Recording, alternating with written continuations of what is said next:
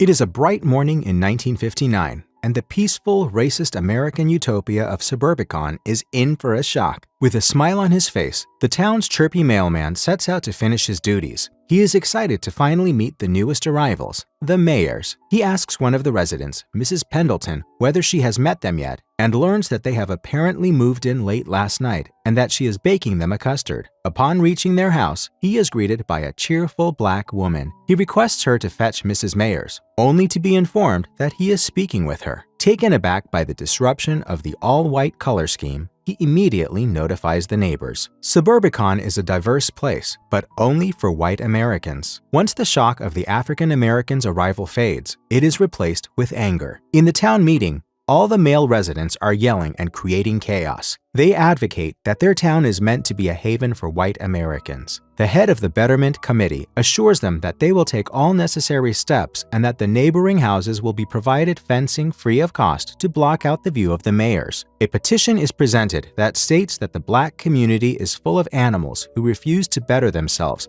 and hence must not be allowed till they can prove their worth. Rose Lodge and her identical twin sister Margaret are sitting on the porch of Rose's house. Rose is paraplegic and confined to a wheelchair. She is worried that the property prices in the neighborhood will drop, making it difficult for her and her husband to sell the house and move. Right next to them, Rose's son Nicky is playing with soldier figurines. He is a simple boy who loves his mom and his aunt. Nicky does not have a lot of friends and instead prefers to keep to himself. Maggie asks Nicky to go play baseball with the mayor's boy, who was around the same age as him. Being an introvert, he is reluctant but obeys when he is bribed with some butter cookies. Approaching the fence between the two fences, Nicky calls out to Andy. He asks him whether he plays baseball and invites him to play behind the Nazarene church. The two boys make their way towards the church, causing a lot of heads to turn in their direction. Later that night, Nicky and Andy are tucked into their respective beds, listening to the radio. Outside the mayor's house, men are patrolling to keep the family in check. Nicky notices a commotion outside his bedroom, and shortly after, his father, accompanied by some strange man, enters his room telling him to wake up. He tells them that there are intruders in the house and that he needs to come downstairs. Nicky's father, Gardner, is a simple, mild-mannered family man. He loves his wife and son, or does he? When Nicky gets downstairs, he finds his mother, his aunt, and a fat guy who is sitting in Rose's wheelchair. They are being robbed. Sloan, the fat guy in the wheelchair, and Lewis, the tall, slender man who went with Gardner to wake Nicky up, order Gardner to make them a drink and serve it on a tray. After downing his, Lewis plops on the couch next to Nicky and Maggie, while Sloan asks Rose to put her hands around him so that he can transfer her to the wheelchair. Being the loving husband that he is, Gardner growls to Sloan that he will be the one to carry his wife.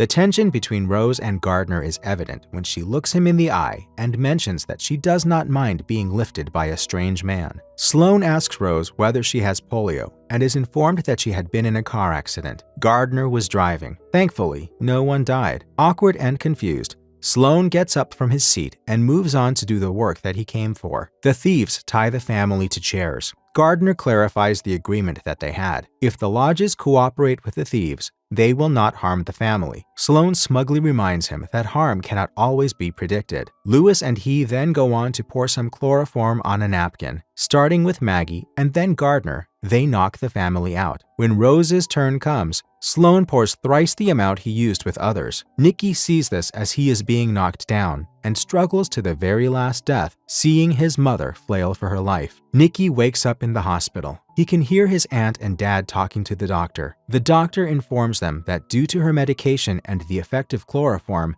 Rose's organs are failing. Nicky looks to his right and sees his mother breathing through a respirator. She is still alive, but not for long. The young boy has lost his mother. At the funeral of Rose Lodge, friends and family come to pay their respects. Maggie is crying uncontrollably. Gardner and Nicky look lost. Present is also Rose's brother Mitch, a caring uncle who loves Nicky like his own son. He is a Catholic who does not like Episcopalians. He reminds Nicky that even though his path seems bleak, he cannot pull a long face and sulk. He stuffs Nicky's pockets with coins and then starts to bounce the kid over his shoulder. Gardner and Maggie approach them in the car and ask the two to get in. On the way home, Gardner informs Nikki that Maggie will be staying with them for a while to help out. Mitch is furious and swears to skin the person who killed his little sister. Maggie asks him to shut up as Nikki is sitting right there. Back at home, Maggie starts preparing a snack for Nikki, and Gardner moves into the basement, vacating his bedroom for Maggie to stay in. He tells Nikki that everything will be okay and that they will figure it out together. The father-son duo sit together in silence while watching television. Nikki rolls his mother's wheelchair to the porch. Andy sees him and calls out. He gives him a ground snake to cheer him up. At night, Nikki is struggling to fall asleep and keeps staring at the ground snake. He hears noises downstairs. Scared,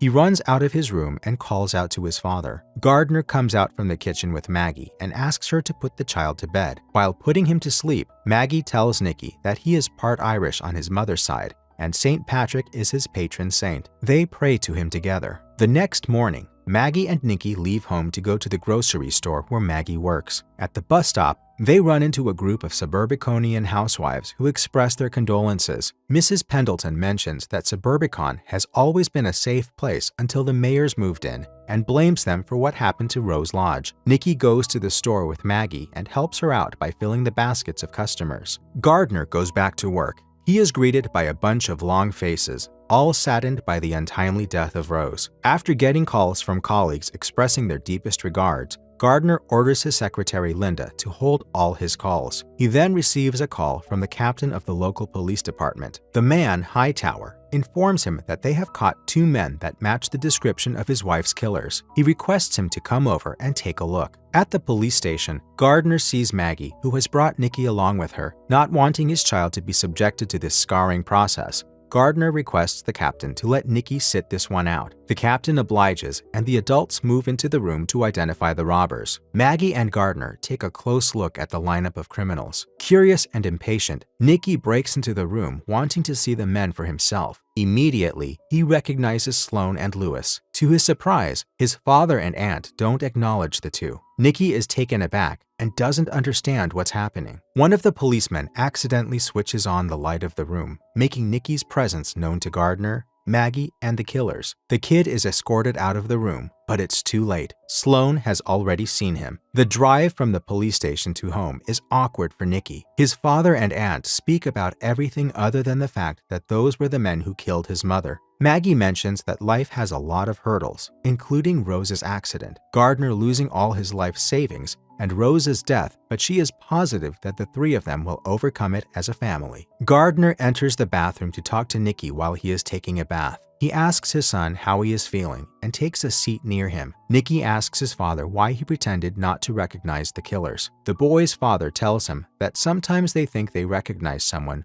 when they actually have never seen them in their life. When Nikki tries to retaliate, he shuts him down by saying he doesn't know what he is talking about. After this, he leaves the bathroom. Maggie is starting to take her sister's place. She wears her pearls and gets her hair dyed blonde, making herself resemble Rose physically. She can finally be with Gardner, something she had always dreamt of. Mitch is concerned about his nephew. He does not trust his Episcopalian brother-in-law and believes that the environment of the lodge house is not good for Nikki. But when he sees clerical guidance, the priest tells him to stay out of their familial business until the kid complains. One day, after baseball, Nikki discovers pamphlets of military training boarding schools in his house. As he is rummaging through them, he hears screams and noises from the basement. He grabs a knife and slowly makes his way down there. Fearfully, he switches on the basement light, only to find his aunt and father having sex. Shocked, Nikki turns the light back off and walks away. Disappointed by what he has discovered, Nikki refuses to have dinner with his aunt and tells her he does not want her to stay in the house anymore. Angry at the boy's response, Rose tells him that he is being silly and he will only have the right to refuse a meal when he starts to earn money for himself. Afraid of his aunt and father, Nikki tries to call Mitch for help. He is unable to reach him. Back at Gardner's office, Sloane and Lewis decide to pay him a visit. Instead of a handshake, Gardner is greeted with a punch to his face. Sloane asks him to take care of his son and pay up for the crime that Gardner hired them for. After being left alone and all bruised, he gets a call from Mitch informing him that Mrs. Lodge called and left a message for him. Knowing that it was him who called and furious, Gardner has a little chat with Nikki. He tells him that his mother had indulged him his entire life and it is time for him to grow up. He officially informs Nikki about his decision to send him to boarding school. All the while Andy and Nikki grow close, the Suburbiconians were making the mayor's lives difficult. At the supermarket, they hiked up the price of every item so that Mrs. Mayers was unable to buy groceries. Every night, they stand outside their house singing songs and laughing loudly,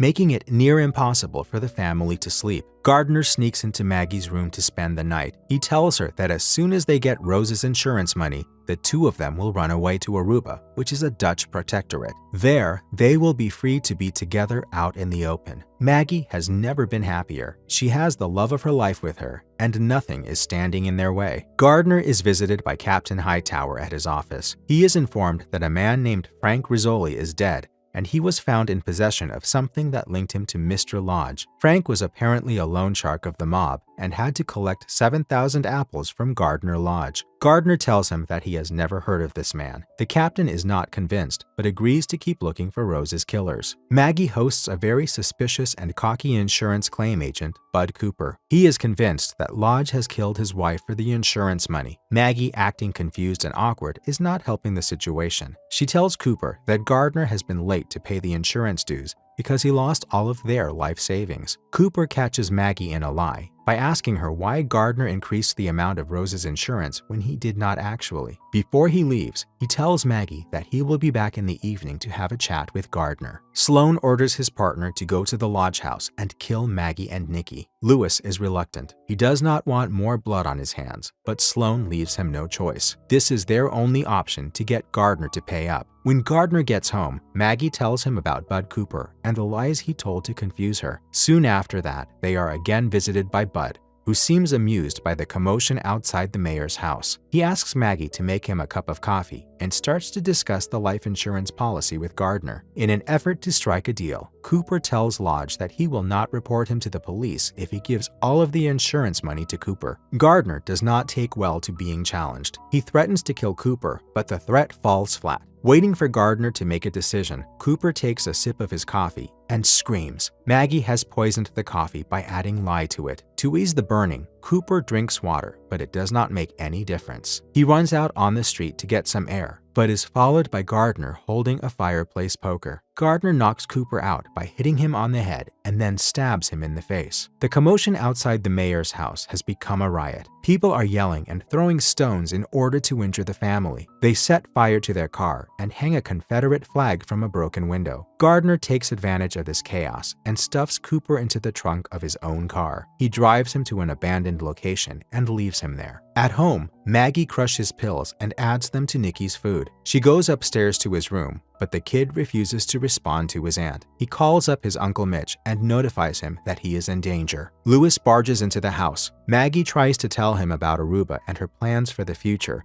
but is not allowed to finish as the man kills her. He makes his way up to Nikki's room and breaks open the lock. He finds the boy hiding under the bed. As Lewis is trying to grab Nikki, he is suddenly pulled back and slammed on the bed. Nikki is crying and screaming. After a few minutes of struggling and fighting, a hand covered in blood reaches out to help Nikki out. It is his Uncle Mitch. He tells Nikki to hide in a closet near the stairs, gives him a gun, and asks him to stay there. After that, he promptly dies from the stab wound Lewis left him with. While cycling his way back to Suburbicon after disposing of Bud's body, Gardner runs into Sloan. The criminal tells him that he has a surprise waiting for him at home and demands the money. Suddenly, a large truck rams into Sloan's car, killing him. Gardner cycles away and upon reaching home, finds Maggie, Lewis, and Mitch dead. He cannot find Nikki at first, but soon notices the blood on the knob of the closet. The kid points a gun at his father. Gardner tells Nikki to come out and sits him down at the dining table to have a chat. While discussing what he should do next with Nikki, Gardner eats the sandwich that Maggie made earlier. He tells his son that he has two options. Option 1, Gardner shoots Nikki and tells the cops that Lewis did it. Or option number 2, Nikki agrees to lie to the police to save his father, and then the two of them can go go to Aruba. He asks him to make a choice. The next morning, the crowd outside the mayor's house is gone, and the news reporters have arrived. A woman is seen blaming the mayors for everything that has gone wrong with Suburbicon recently. Nicky is sitting at home watching television while his father is dead at the dining table because of the drugged sandwich. Nicky walks to his porch, sees Andy playing catch, and grabs his baseball mitten. The two boys throw the ball back and forth while the camera zooms out. Suburbicon seems as quiet and peaceful as before.